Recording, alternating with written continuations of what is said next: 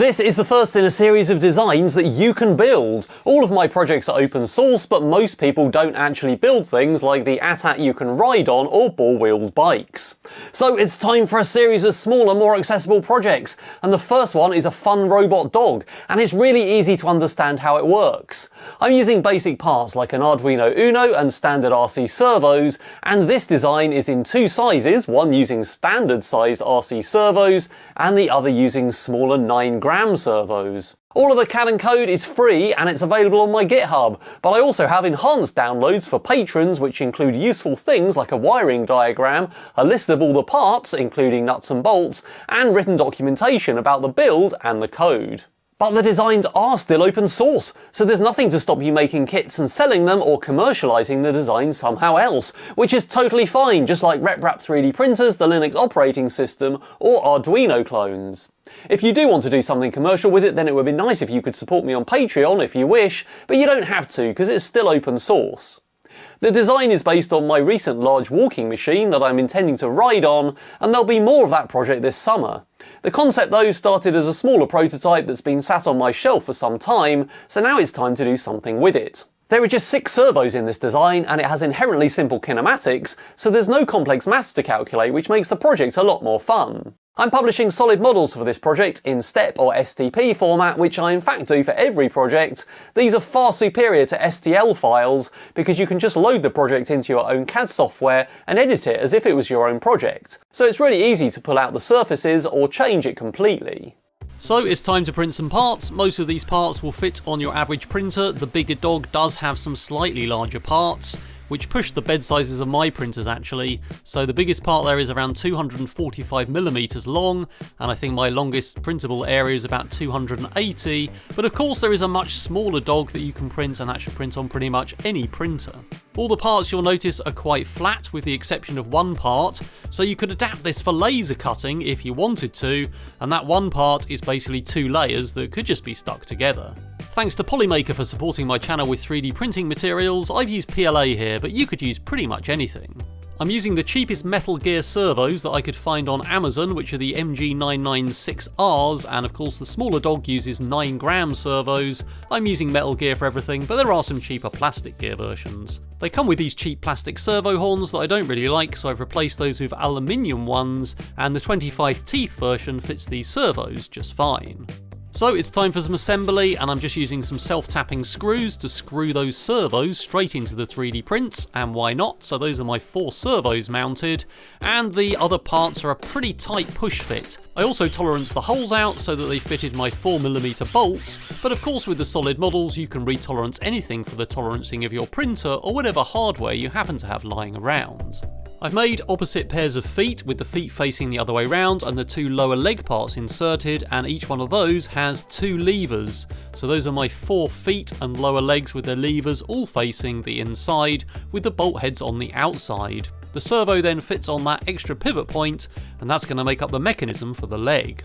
There's all 4 legs, and of course they are made in 2 sets of opposite pairs, which is really important. The levers that are going to push that mechanism have an M3 bolt and an M3 nylock lock nut on it, and the bolt is free to spin in the plastic, but then it's screwed into that metal servo horn which has a tapped M3 hole, and the nut is done up tight against the metal, so all of that metal is solid and the plastic is free to rotate in there.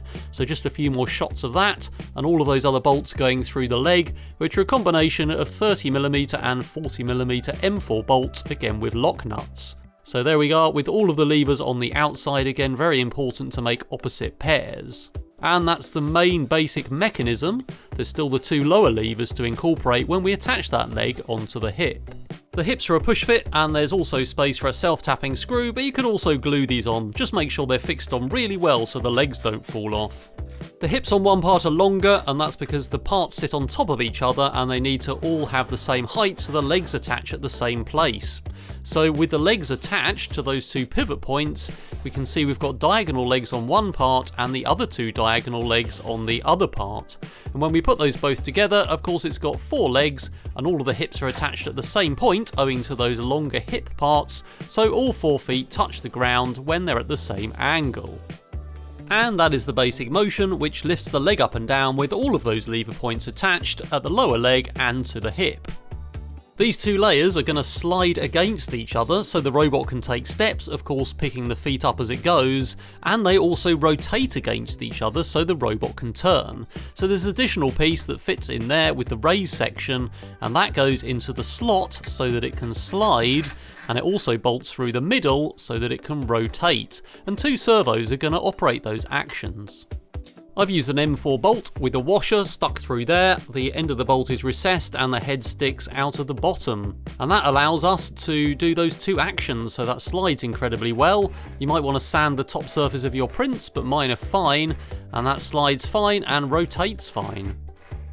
And of course having solid models allows you to retolerance the parts, so if it doesn't slide well you can go and change the size of the whole thing.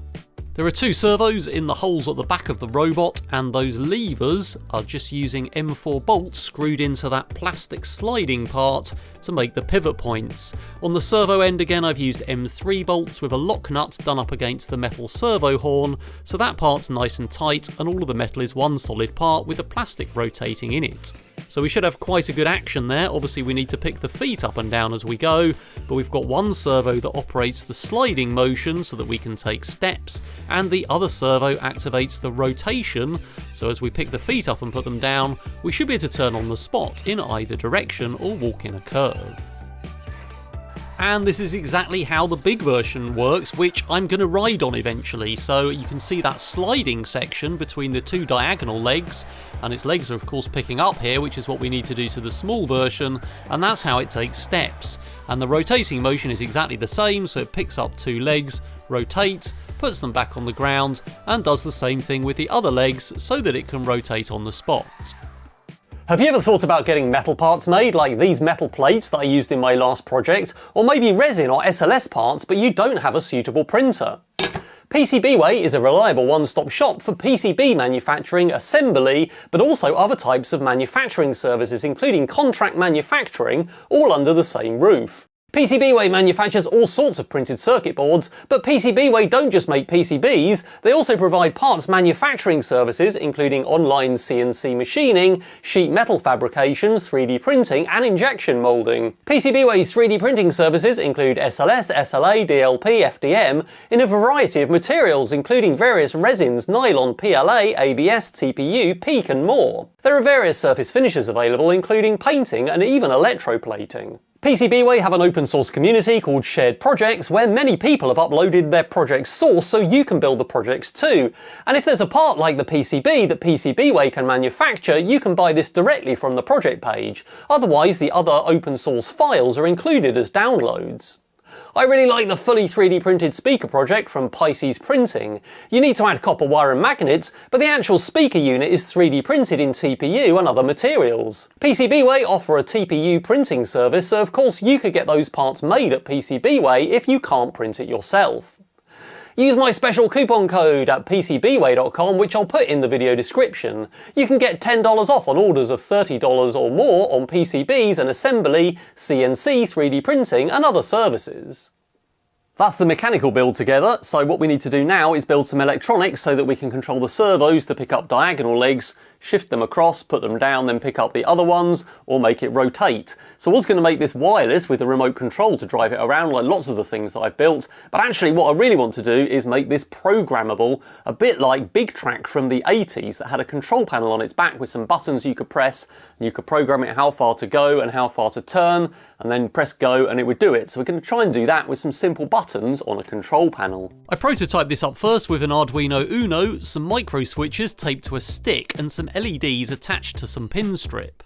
The basic plan is that we have 4 buttons for walking forward, backwards, left and right, and a go button and a reset button. All of the code has to be non-blocking so we can actually play back a series of motions without any blocking delays, any while loops or for loops. I normally do this the way the Adafruit multitasking Arduino tutorial does it, so that's really worth checking out because it's a much better tutorial than I can provide. The basic functionality is an 8-step programmer with 8 motion variables. The value of these can be between 1 and 4 for each of the 4 types of motion. Once the record button is pressed, you can press the motion buttons in turn until the 8 slots are full. The same button plays back all the motions in order. The reset button clears the program, and all along there are 3 status LEDs that show if it's in record mode, when the program is full, and when it's in playback mode.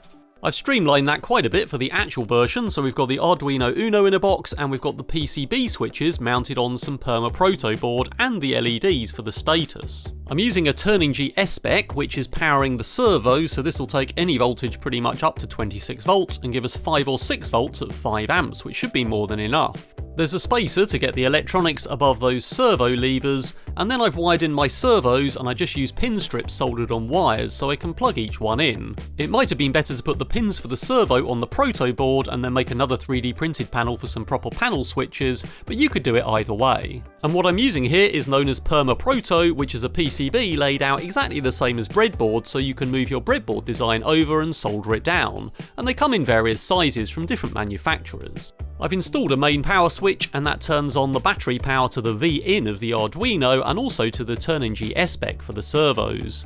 And I'm using two S-LiPos in parallel so we get more capacity. We've only got 8 volts maximum, which is fine for the V-in of the Arduino. And those batteries live in a pocket underneath, but again you could change the size of it for different batteries. To actually make it walk though, we need some sequences of motions, moving the servos in the right order at the right time, and different sequences for walking forwards, backwards, and turning left or right, picking up the legs and sliding them or rotating the mechanism as we go. So this is another 4 sets of non-blocking multitasking code that will get triggered by the playback of the programmer, one for each type of motion. I've done this in exactly the same way as the Adafruit tutorial again, using a timer to check if it's time to move to the next state, and a counter so we know where we are in the sequence.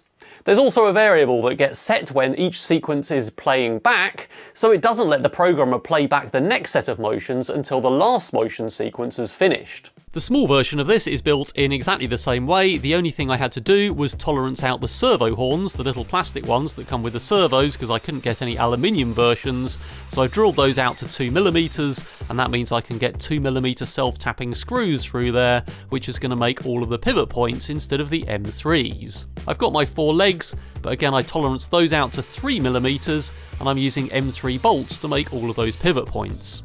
Here's one leg operating with its servo, and I've just screwed that little self-tapper into the orange lever. Again, we've got the 2 layers that fit together with the longer hips on the top deck, and here's the leg working with the 4 links all attached together to make that 4-bar link.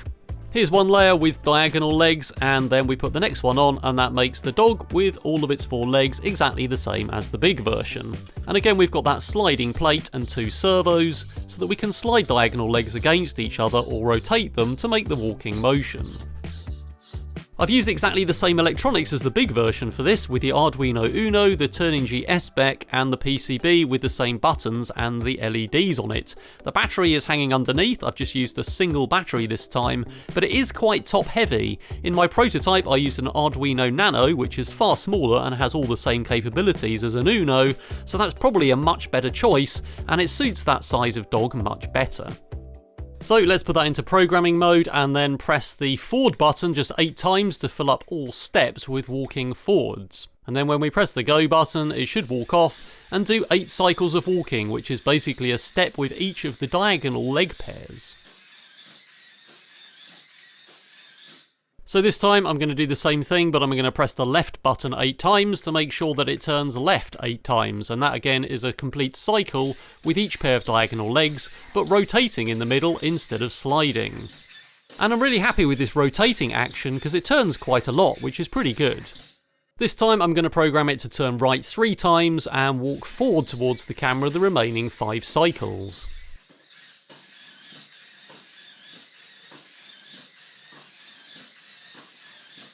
And obviously we can make up any of the 8 positions by making it do anything, so we can turn one way, walk backwards, and then turn again if we want to.